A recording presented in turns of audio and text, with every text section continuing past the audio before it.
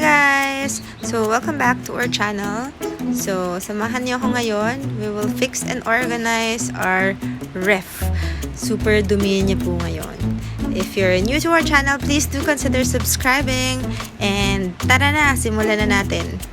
First off, let's take out all the things inside the refrigerator. So, there you go. You see, yung mga drinks namin, nakaset up na siya sa taas. Inayos ko na yan. Punas-punas muna, syempre. Maraming mga dumi-dumi dyan. So, kung kailangan sabunin nyo. Kung kailangan tanggalin lahat ng mga shelves, tanggalin din ninyo. Kasi, mas maganda yung talagang linis na linis lahat bago ka mag-organize ng refrigerator mo. So, here, inuna ko muna yung mga drinks namin. So, ito yung mga kailangan kong isa-isahin to see or check kung ano yung mga kailangan pa naming itapon sa mga ito. So may mga leftovers dyan na kailangan na talagang i-dispose. So, there you go. So, let's go first here. Kailangan kong i-organize din ang aking mga medicine, yung mga sauce namin. And, yan, check pa natin.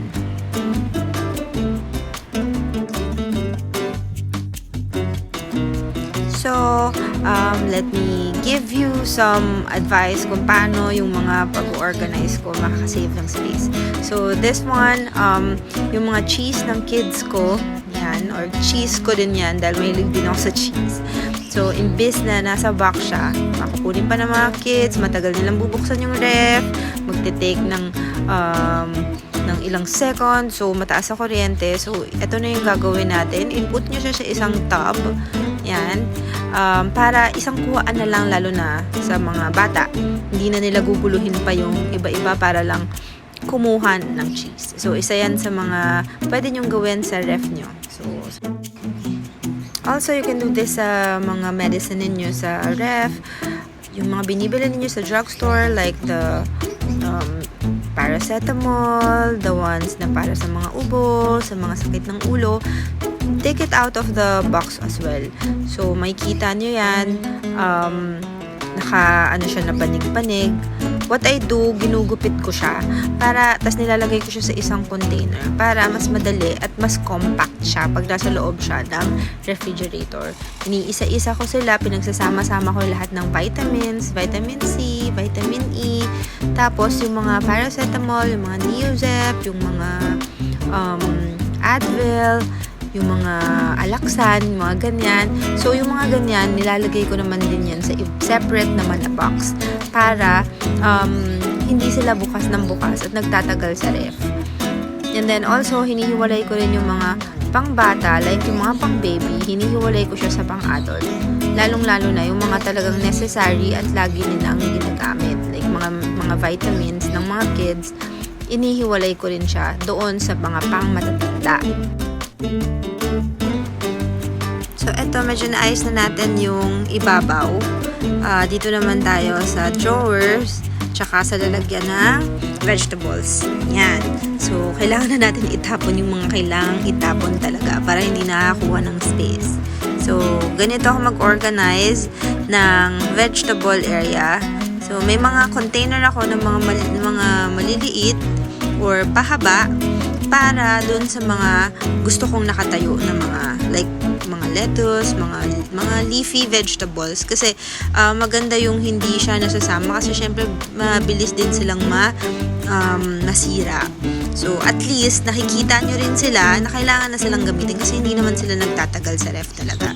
So I separate all of the leafy vegetables and then yung mga potato and sayote, yung mga ganong type para hindi sila nababasa or hindi nalalamog at kitang-kita sila sa loob ng vegetable drawer. There. So, ito na, nakita nyo na lahat ng cold cuts na pagsama-sama ko na. Also, yung mga drinks ng mga bata. Also, yung mga sauce na ginagamit namin or meron kami mga panghalo-halo, atsara, or mga pangtinapay na palaman, nandun yun sa pinakaibabaw. And then, on the second layer, nandun naman yung mga cheese ng mga bata. And then, sa likod niya may snacks like with chocolates, and then the pineapple na mahilig si Brielle sa fruits. And then, yan, may mga extra space pa dyan. Meron kaming leftover here. Diyan muna namin nilagay. And then, here naman, sa susunod, nandyan yung mga kimchi, yung mga fruits. Nilagay ko lahat sila sa Tupperware. Binalatan na namin yung mga poncan, and then yung grapes, nilagay na namin sa isang container para hindi na din sila mahirapan at saka hindi siya yung parang nalalamog-lamog. So, there you go. Ito yung isang drawer namin. So, dyan nakalagay lahat ng mga cheese namin dahil addict ang aking mga anak at ako sa cheese. And then, this is our vegetable bin. Andyan lahat, nakita nyo. May mga separator ako dyan, like with small containers, just to separate them. And para mas madali siyang makita, diba? Mas organized and mas clean. And here we go sa area naman ng mga drinks natin, and then also the ones na ginagamit namin for the may palaman din like pancakes, mga honey, and some other things. And here is our medicine area, vitamins. So, yun yung sinasabi ko sa inyo. Nilagay ko rin sa tub yung mga like Gaviscon, mga naka-tube, and also yung mga medicine natin. So, there you go, guys!